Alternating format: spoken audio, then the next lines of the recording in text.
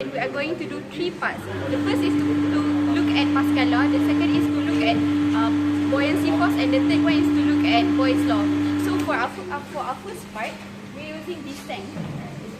So for Pascal law, we understand that the pressure is directly affected by the height of water. So here we have main switch, we have water pump switch and air pump switch. So here we have digital pressure reading in millibar. For Pascal law, we only use this measuring cylinder, which is 130 mm. To start the experiment, first you have to make sure all the valves are closed. So this is valve 4. And valve 5 is closed as well. Valve 6 and valve 7. Then you have to open valve 3. Then this is the main switch and you have to switch it on. This is the water pump that you have to switch on as well. So we slowly open the V2 valve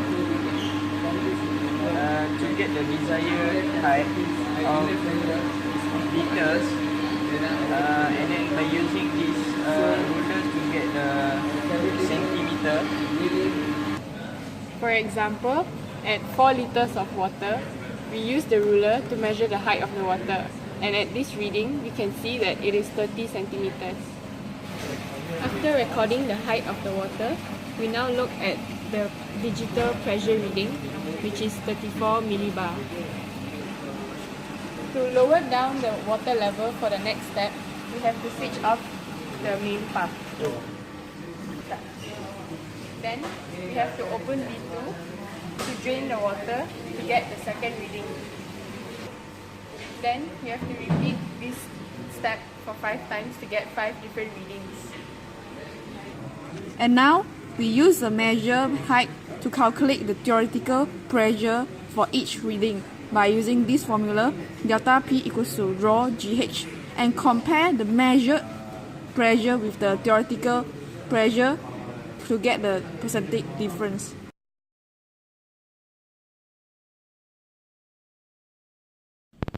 Okay, second part, we will now to investigate the principle of Boyle's law.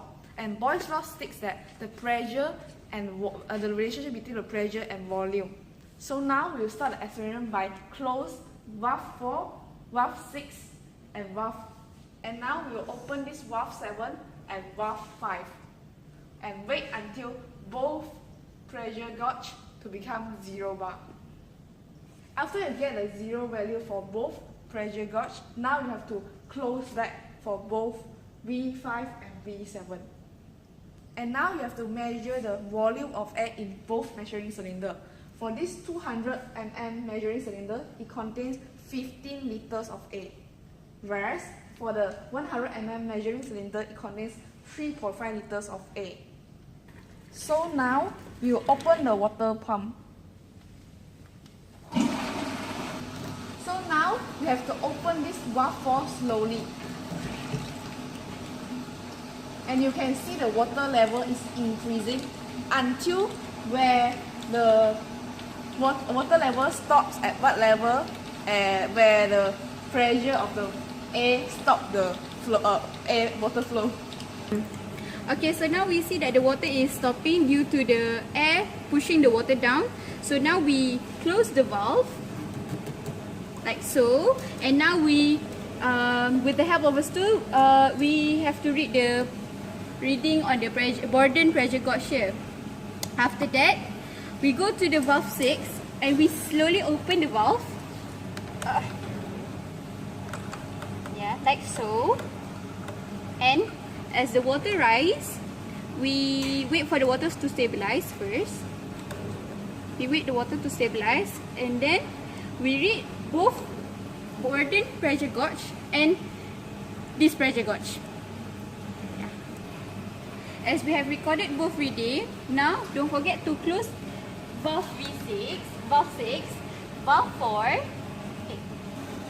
After we get both readings, now we switch off the water pump and the main pump and go up, and we open the V5, valve 5 and valve 7. So You can hear the air pressure is going out, released. So we release both valves. Yeah. And after that, don't forget to drain the water. Like so.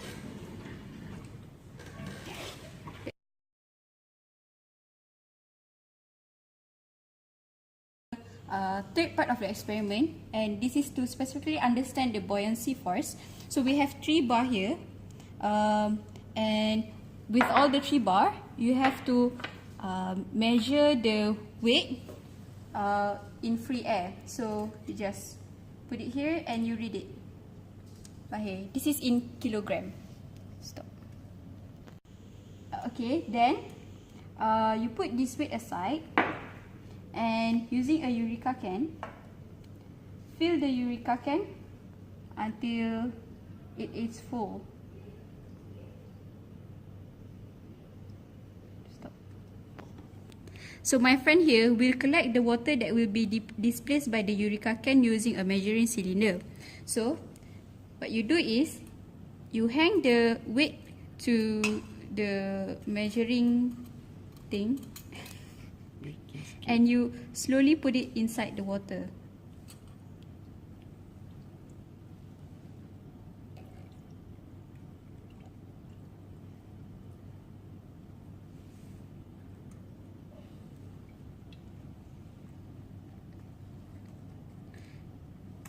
Now, you can see that the weight is suspended by the water.